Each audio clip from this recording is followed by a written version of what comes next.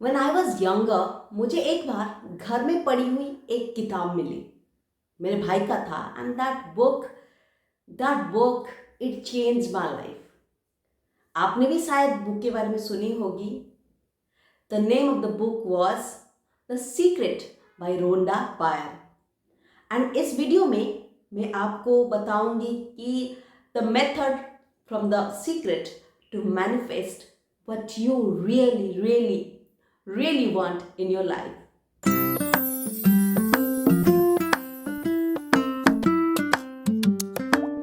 And for more such interesting videos, consider subscribing. It's free, but it's empowering.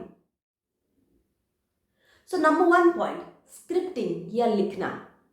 हमारे दिमाग में कितने सारे थॉट्स आते हैं, but thoughts are just castles in the air जब तक आप उसको लिख ना डालो।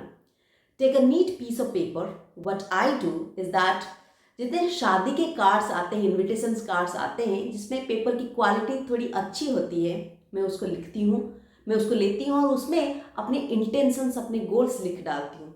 उसको मैं अपने इर्द गिर्द रखती हूँ। एक मेरे बेडरूम में एक जगह पे अभी भी मेरे इंटेंशंस एंड गोल्स लिखे हुए हैं, और एक छोटा सा piece same intention same goals के साथ लिख के अपने बैग में डालती हूँ। And that piece of paper is the first thing I see when I wake up and the last thing I see when I go to bed. Number 2 point, be specific. Think of every area of your manifestation. आपको जो चाहिए उसकी सारी area के बारे में सोचिए। Suppose it's a job, एक नौकरी के बारे में सपोज आप लिख रहे हैं। Suppose it's the man of your dreams, or suppose it's a dream car or house or even better relationship. उसके बारे में thoroughly सोचिए from all possible angles. अगर नौकरी की बात करते हैं, what is the pay? आप नौकरी में कब ज्वाइन करना चाहते हैं? How long are you going to do this job? What kind of boss do you like to have? साथ ये भी लिख सकते हैं, what kind of colleagues do you like to have? Have absolute clarity. Be specific. वैसे ही आप बाकी सारी चीज़ों के बारे में भी लिख सकते हैं। थिंक इट थ्रू एकदम थॉरोली।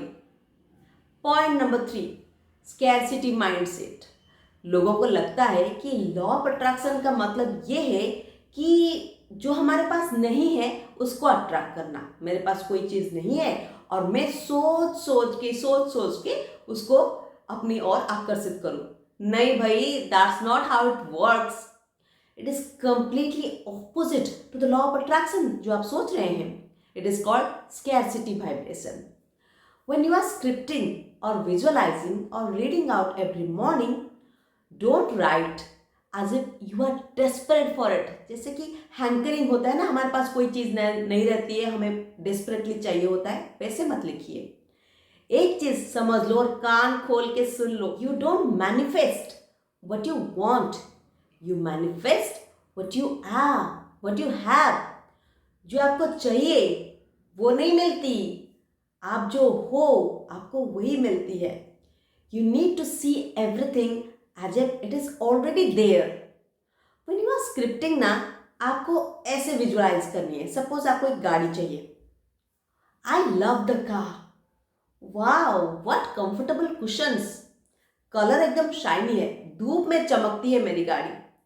आपको इसी वाइब्रेशन में रहनी है, ना कि मेरे पास कार नहीं है मुझे कार चाहिए।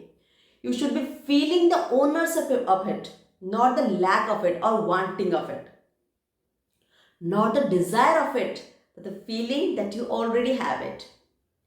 If you are in need of money, love or care, you start shifting to that vibration of the thing, जैसे कि वो ऑलरेडी आपको मिल गया है, अचीव हो गया है।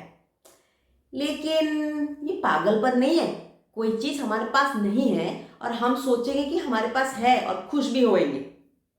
You see, there was a study in Harvard University and that is my point number 4. Harvard university में एक स्टडी हुई थी जहाँ पे उन्होंने 2 ग्रुप्स ऑफ लोगों को लिया और पहले ग्रुप को उन्होंने बोला कि पियानो बजाने के लिए, और दूसरे ग्रुप को उन्होंने कहा कि to imagine as if they are playing a piano for a certain period of time. And do you know what was the result? There was exactly the same changes in human brain for both the group. इसका मतलब क्या है? कोई चीज अगर आप कर रहे हो या कोई चीज आप बार बार सोच रहे हो कि आज इफ यू आर डूइंग, आपकी फ्रीक्वेंसी दोनों ही केस में सिमिलर होती है. इसीलिए तो आपको बोला जाता है कि write down your goals, your intentions, जो भी आपको चाहिए, and every morning when your energy is the most purest and highest, बार बार अपने इंटेंशन को पढ़िए, महसूस कीजिए, खुश होइए, फील कीजिए आज इफ आपकी इंटेंशन पूरी हो चुकी है. आप कैसा महसूस कर रहे हैं उसको फील कीजिए. When you do it repeatedly you increase your vibration. हमेशा याद रखिएगा, you get what you feel. Your most dominant thought and intention, vibration and frequency ही आपकी तरफ रेडिएट बैक करती है. Well, these things are not new. To those who have already achieved, who have already manifested their goals, their wants back from the universe.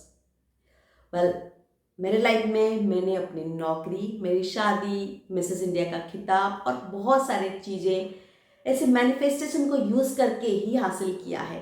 I know for a fact जितने सारे books हैं on law of attraction, वो सब एक ही दिशा की तरफ point करते हैं. Law of attraction is as real as law of gravity. आपको बस कैसे मैनिफेस्ट करनी है आनी चाहिए. On that note, meet you in my next video. May the odds be in your favor. Happy New Year.